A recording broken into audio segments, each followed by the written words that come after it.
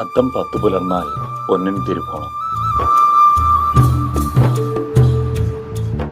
തിരുവോണത്തപ്പനെ വരവേൽക്കാൻ പൂക്കളമിട്ട് മലയാള മണ്ണും മനസ്സും ഒരുങ്ങിക്കഴിഞ്ഞു. തൊടികളാകെ പുത്തൻ പൂക്കൾ വിടർന്നു കഴിഞ്ഞു.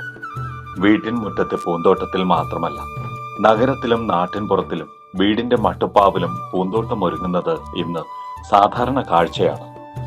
പൂകൃഷിയും പുഷ്പപരിപാലനവും ജീവിതചര്യയുടെ ഭാഗമാക്കി മാറ്റിയ ദമ്പതികളെ നമുക്ക് പരിചയപ്പെടാം. ചങ്ങനാശ്ശേരിയുടെ നഗരഹൃദയത്തിൽ താമസിക്കുന്ന അഡ്വക്കേറ്റ് PS ശ്രീധരനും ഭാര്യയും ഗൈനക്കോളജിസ്റ്റുമായ ഡോക്ടർ വിജയകുമാരി എന്ന ഈ ദമ്പതികൾക്ക് പൂകൃഷി വെറും വിനോദം മാത്രമല്ല. ചങ്ങനാശ്ശേരി KSRTC ബസ് സ്റ്റാൻഡിന് സമീപമുള്ള സ്ഥലം തരിച്ചിടാതെ ഏത്തവാഴ കൃഷി ചെയ്തുകൊണ്ടാണ് തുടക്കം.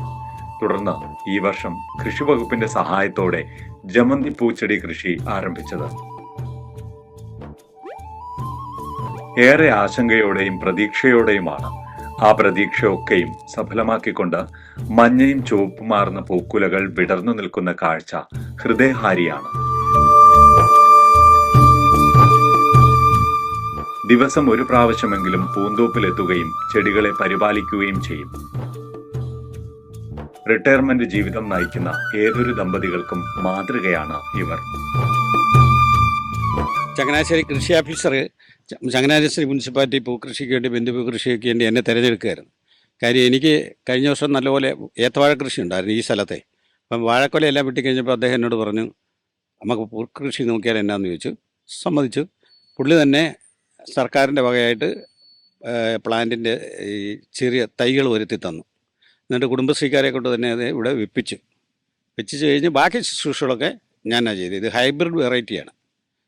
ചുവപ്പുണ്ട്, മഞ്ഞയുണ്ട്. അത് ചുവപ്പ് ഇച്ചിരി ലേറ്റായിപ്പോയി പിന്നെ പൂക്കാൻ. എല്ലായിടത്തും അങ്ങനെ തന്നെയാണ്. ഞങ്ങൾ ഒരേ ദിവസമാണ് ഇവിടെ ജൂലൈ 10 എല്ലാ സ്ഥലത്തും പ്ലാന്റ് ചെയ്തത്. ഇവിടെ തൊട്ടടുത്തുള്ള മാടപ്പള്ളി പഞ്ചായത്തിൻ്റെ പല പ്രദേശങ്ങളും ചെയ്യുന്നുണ്ട്, പിന്നെ കോട്ടയത്ത് ചെയ്യുന്നുണ്ട്. അങ്ങനെ ഇവിടെ ഇപ്പം ഏകദേശം കഴിഞ്ഞല്ലോ ഒന്നും ഇല്ലായിരുന്നു. ഇവിടെ ഒത്തിരി സ്ഥലത്ത് ഇപ്പം തുടങ്ങുന്നുണ്ട്.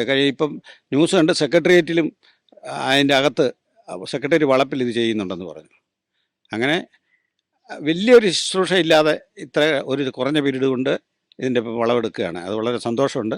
സാധാരണ വിളവിനെ അപേക്ഷിച്ച് ഇതിൻ്റെ ഒരു നയനഭംഗിയുടെ ഉണ്ട്. അതാ അതിൻ്റെ അകത്ത് രസം.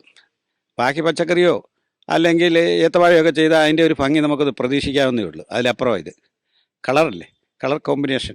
അടുത്ത കൊല്ലം അതുകൊണ്ട് ഞങ്ങൾ വിപുലമായ ഞങ്ങളെ തുമ്പ ചെയ്യും, വാടാമുല്ല ചെയ്യും. അതുപോലെ ഇതിൻ്റെ തന്നെ വെള്ള വെറൈറ്റി ഉണ്ട്. അത് ഇത്തവണ ഞാൻ കൃഷി ഓഫീസറോട് പറഞ്ഞ വൈറ്റ് കൂടെ തരാൻ ഞാൻ അപ്പോൾ കിട്ടിയില്ല. ഇതിൻ്റെ 3 കളറുണ്ട്. പ്രധാനമായിട്ട് നമ്മൾ 3 കളർ ഇതിൻ്റെ ഉപയോഗിക്കുന്നുണ്ട്. പൂകൃഷി മാനസികമായ ഉല്ലാസവും ശാന്തിയും ഊർജവും മാത്രമല്ല, നല്ലൊരു വിപണി സാധ്യത കൂടിയാണ്. പൂന്തോട്ടം കാണാനും പൂക്കൾ വാങ്ങാനും നിരവധി പേരാണ് ഇവിടെ എത്തുന്നത്. ഞാൻ എല്ലാ വർഷവും അത്തം തൊട്ട് 10 ദിവസം അത്തപ്പൂക്കളം ഇടുന്ന കൂട്ടത്തിലാണ്. അപ്പം പൂ വാങ്ങിച്ചാണ് ഇട്ടുകൊണ്ടിരുന്നത്. ഇപ്രാവശ്യം നമ്മുടെ പൂക്കളം ഈ തോട്ടത്തിൽ നിന്ന് തന്നെ പൂ പറിച്ച് ഇഷ്ടം പോലെ നല്ല പൂക്കൾ കൊണ്ട് കളം ഉണ്ടാക്കി അത് എല്ലാ ദിവസവും ഇടുന്നുണ്ട്. ഞാൻ വാട്സാപ്പിൽ ഇടും.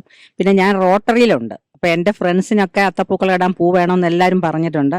ഞാൻ ഹോസ്പിറ്റലിൽ വർക്ക് ചെയ്യുന്ന ആളാണ്, ഒരു ഗൈനക്കോളജിസ്റ്റാണ്. അപ്പോൾ ഹോസ്പിറ്റലിലും കുറേ പേരൊക്കെ പൂ ചോദിച്ചിട്ടുണ്ട്. അവർക്കും വേണ്ടി വരും പൂക്കളം ഇടാൻ. അതൊക്കെ പിന്നെ തിരുവോണം അടുപ്പിച്ച് മതി, പൂരാടം ഉത്രാടം തിരുവോണം അടുപ്പിച്ച്. അപ്പോൾ ഇന്ന് ഞാൻ പൂക്കളം ഇട്ടിട്ടാണ് വന്നിരിക്കുന്നത്.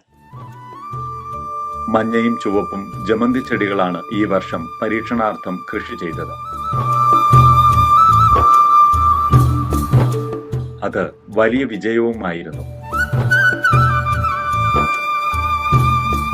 വരും വർഷങ്ങളിൽ ഇത് കൂടുതൽ വിപുലപ്പെടുത്തുവാനും വൈവിധ്യം കൊണ്ടുവരാനുമാണ് ഇവരുടെ തീരുമാനം.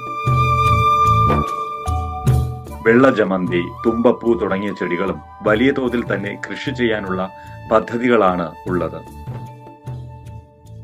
പൂവിന്റെ വർണ്ണഭംഗി മാത്രമല്ല ജമന്തി കൃഷിക്ക് പ്രാധാന്യം നൽകുന്നത്.